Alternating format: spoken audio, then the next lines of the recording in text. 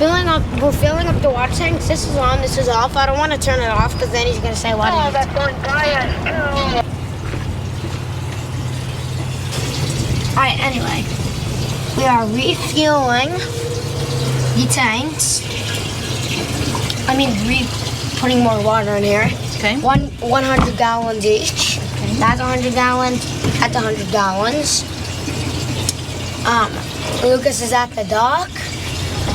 He's gonna get ready to turn this off. I'm almost done filling this one up, but I'm gonna need this one.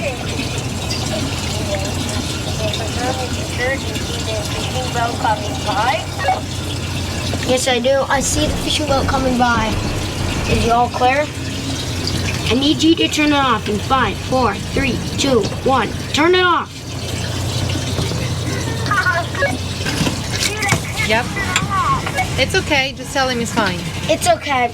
I quickly switched it to the other tank, so we're okay. I will show you how to turn it off. When I'm done filling up this tank, I'll stick it in the trampoline, and then I'll go tell you, okay?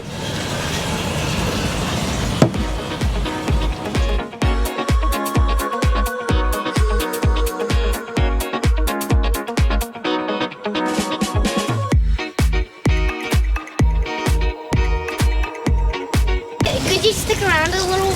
Sure. Okay, so this is the little mitt. Okay. Stick it under the soap. Go here. And then you scrub it on the beam. Put it on the outside.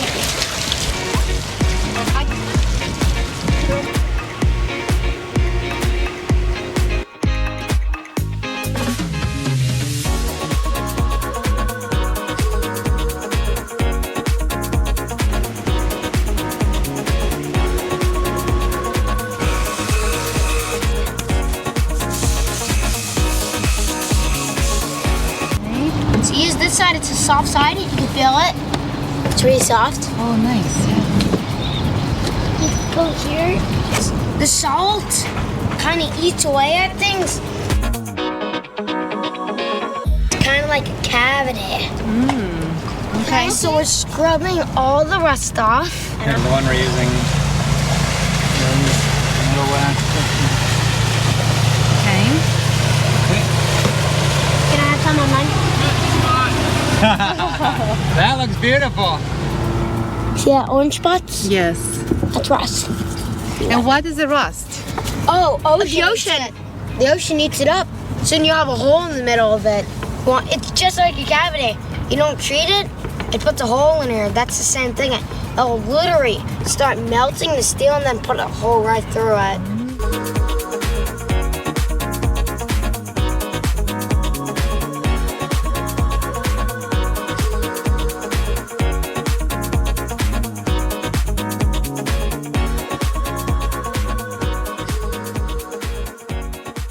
And this is for how long? Well, we haven't done anything, right? We didn't do anything from Fort Lauderdale, so we've put roughly 500 nautical miles on the boat. We had some rough spots, so we had waves. You know, the boat's obviously designed for this, and it's totally 100% safe, but the waves are splashing through here, salt water spraying all over this, all over the cockpit, the windows, everything gets doused in salt water, so this is an ongoing thing. You know, it's part of it. You have to remember that salt water is corrosive to pretty much everything.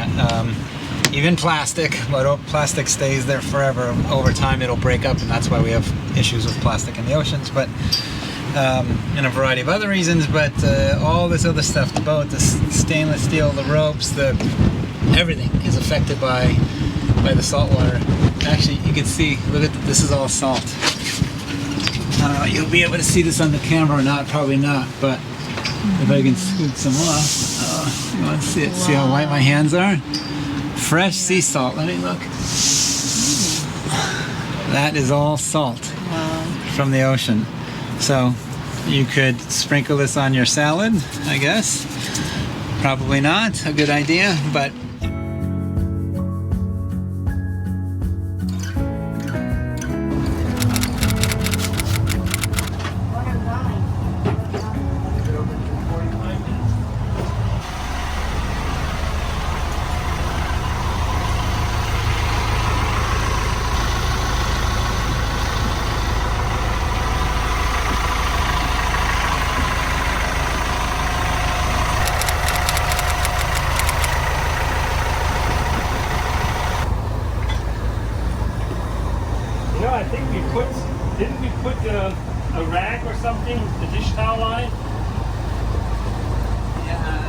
We've definitely put them here, but those disappeared. Oh, this is now 2.0. Well, Very nice. Sit in front of the bridge for a little bit. Talk to Eileen. Irene See if she's willing to. is not willing to. Wouldn't open for you, and you charmed her socks off, and she still didn't do it at 4:30. Oh man. Open the bridge at 4:30. Can I make a reservation for 4:30? No. Okay, yeah, it does appear that something is coming in here, current and wind and everything. Right? We got our own.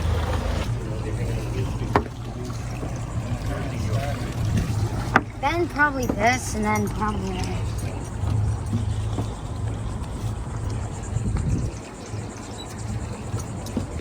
I'll do it. This is how I do it.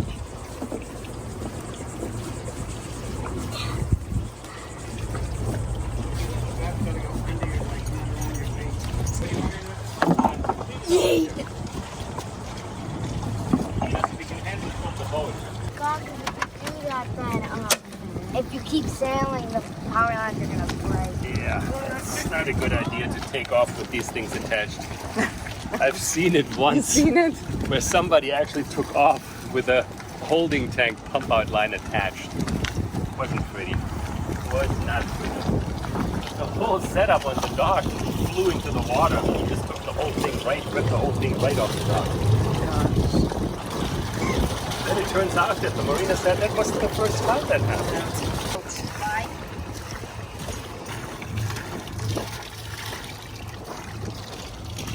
All my friends have a happy summer and a good summer in San Clemente, California. And I miss you. Everyone on school, well, my friends in school and friends on the street.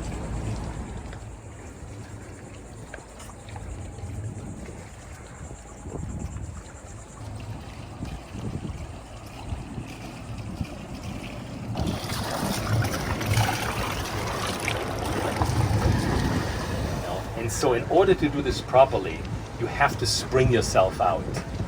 Port forward, starboard in reverse. And now, of course, because you still got 8 knots of wind and probably a knot and a half of current going, if you just do this, the boat, yes, will start coming along and push away from the dock, but the wind and the current is going to push you forward.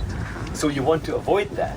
And in this case, in order to make this thing still, to keep it still, it's important to put a little more power, a few more RPMs on the reverse side of it. So you start out simultaneously, but immediately you will realize the boat is still doing this. And in order to keep it still, when you're up there with the fender to prevent the boat, the bow, from hitting the dock, you know, the boat will stay still then, and it will then just pivot and pivot and pivot.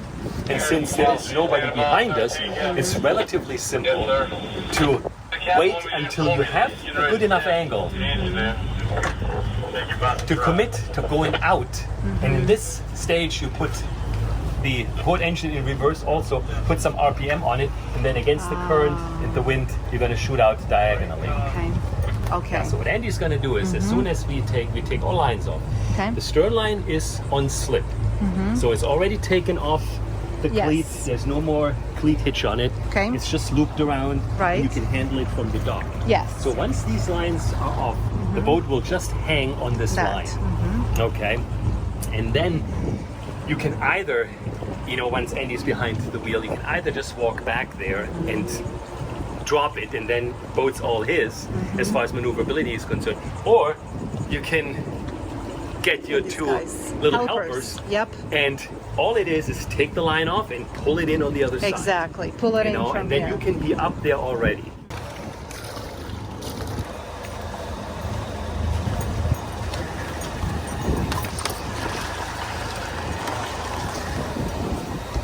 Yeah, take the bow line off first.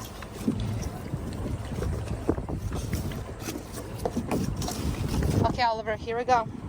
Just toss them to me.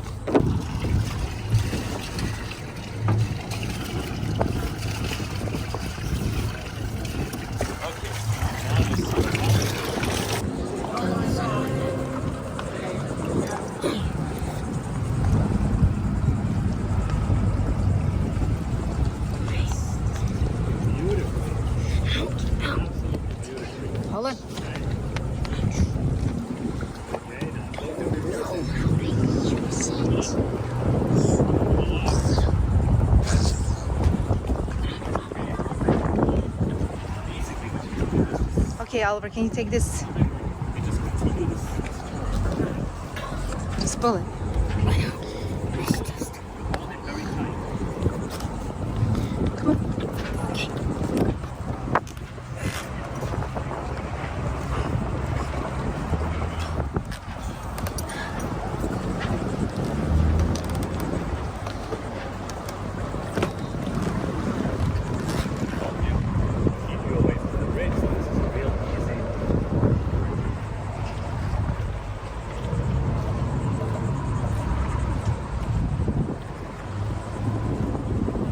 Just unload this and go where it wants to go.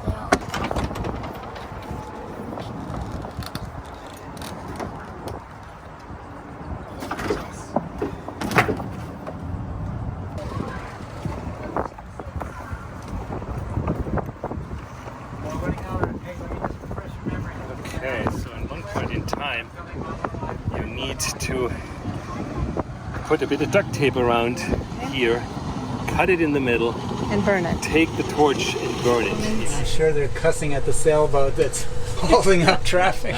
That dang sailboat.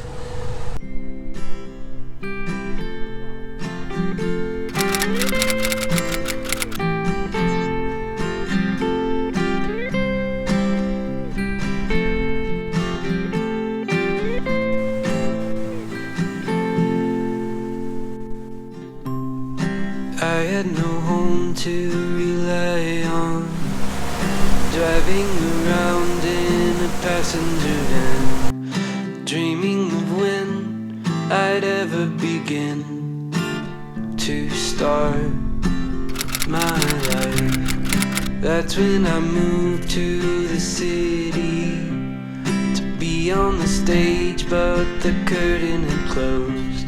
You walked in the room, and that's when I knew that I was home, and my life will begin. Didn't believe it was true till I met somebody. I met somebody like you. Had no direction to move till I met somebody. I met somebody like you.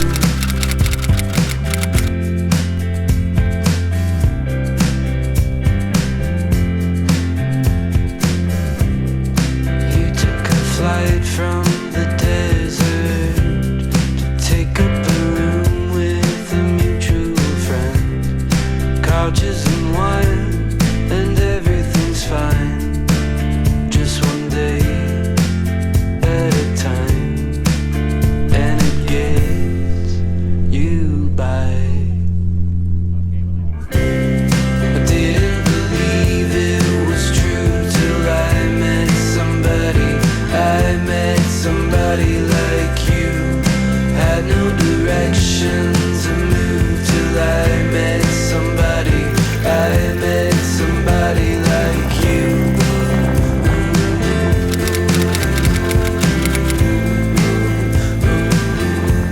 Somebody like you.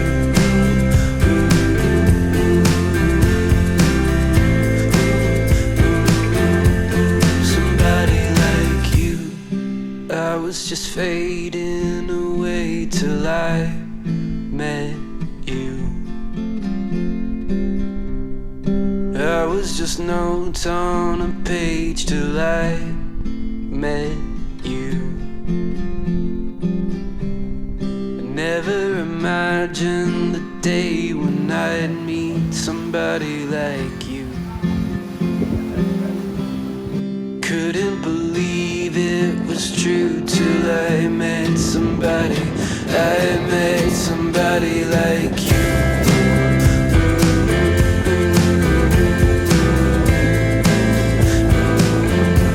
Somebody like you.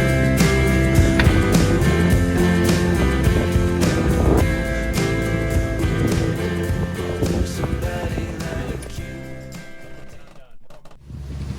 Alright, so just a quick update. It is, let's see, can't see much. It's like 4:17. I can see the time right there.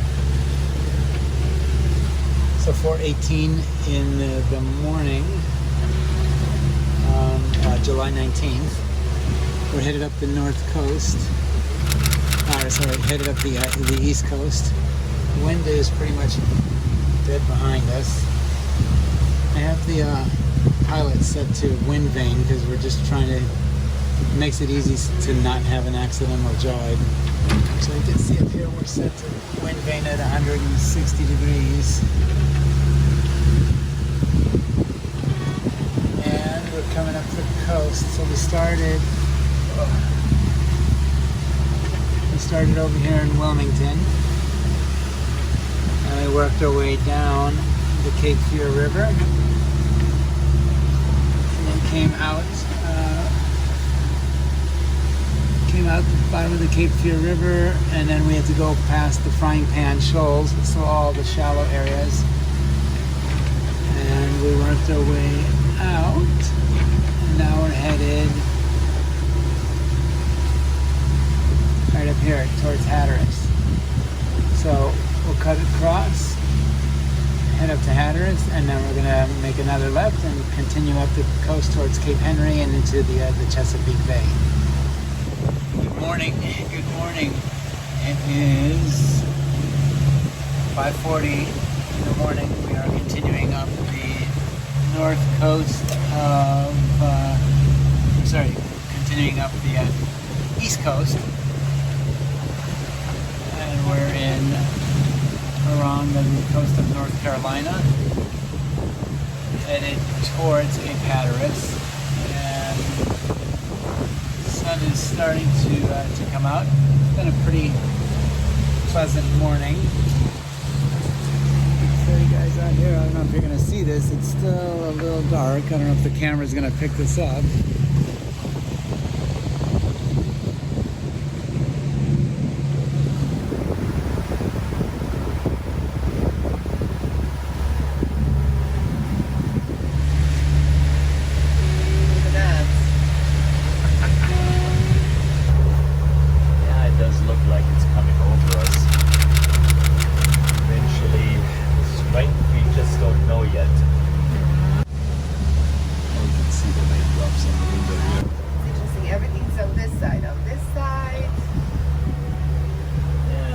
Clouds on the horizon.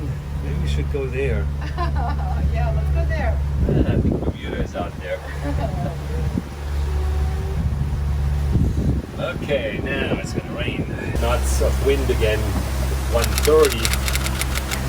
We went back on track, and we'll see how long that lasts before it goes behind the boat and goes back to southwest wind. In which case, we'll be doing the same thing that we did here. And as you can see, this was not a straight line either, because when the wind shifts a little bit, you generally go into that direction, but you're never going to be completely perfectly on course. This entire side all the way top.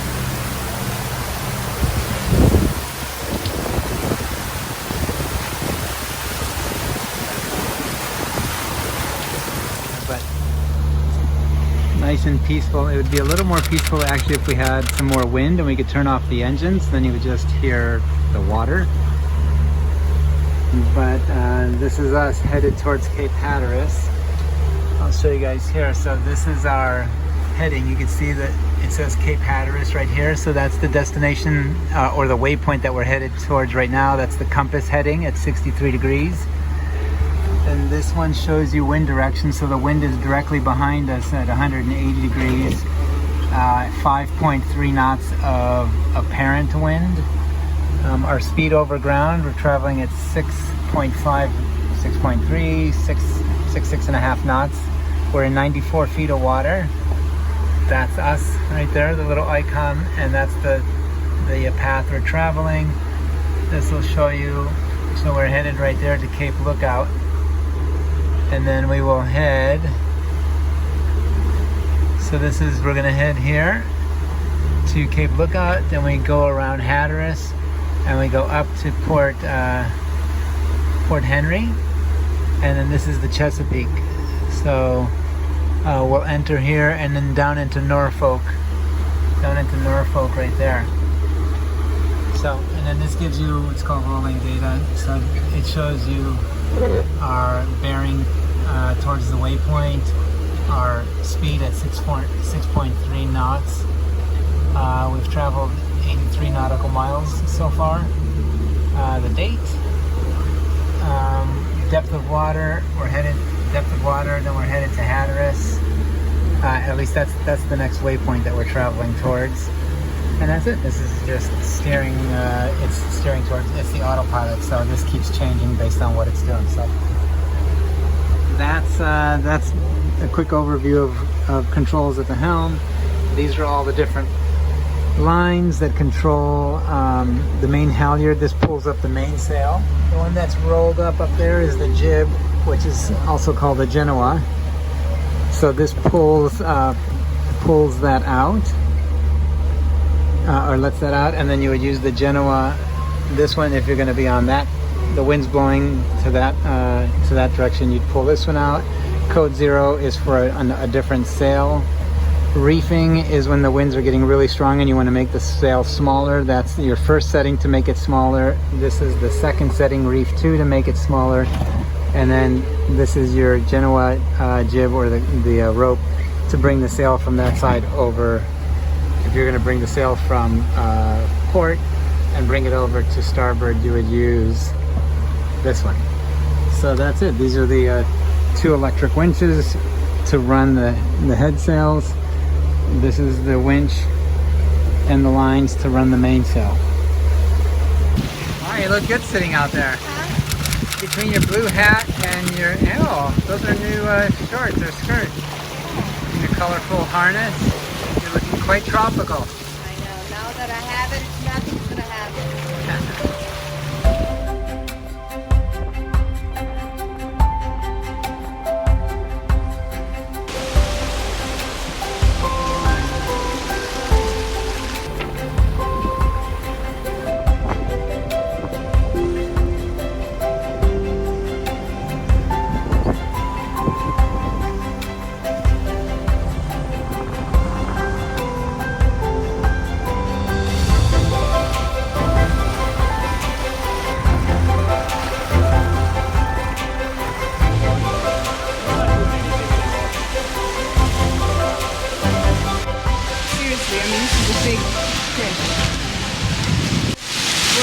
Like, he looks like a big bonita. Yeah, that is the biggest one yet.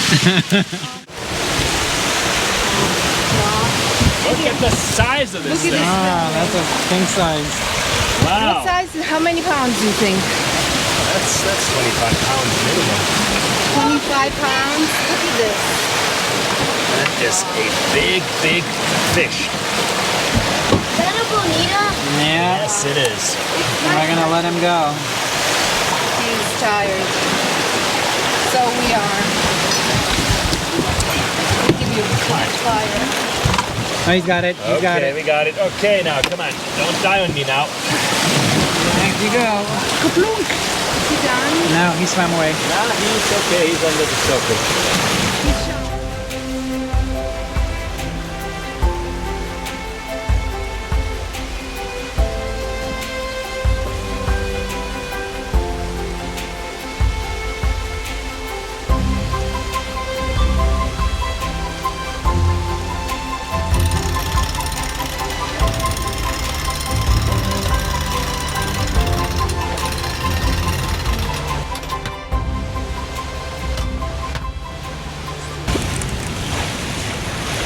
That's it. So no bits and pieces. You know, when you're going on longer trips, even if it's just a couple of days, it's just important, especially on a fairly new boat, to walk around the boat, you know, at least once a day, and just look. You know, little bits and pieces and stuff. And of course, you know, a lot of the bits and pieces on your boat cannot fall off because you already put Loctite on them.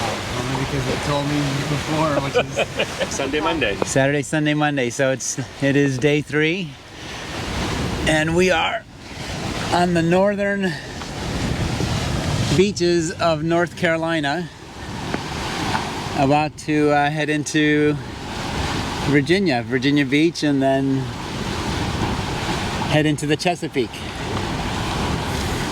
And it doesn't get much better than this. Beautiful sea state, wind, we're sailing, we haven't had the engines on, I don't know, we haven't had the engines on all night. No, not until last night. Yeah, we turned engines off last night, and we've had a good amount of wind. Actually, earlier last evening we had winds that were in the low 20s. Now we're in the mid-teens. Look at this sail, how beautiful.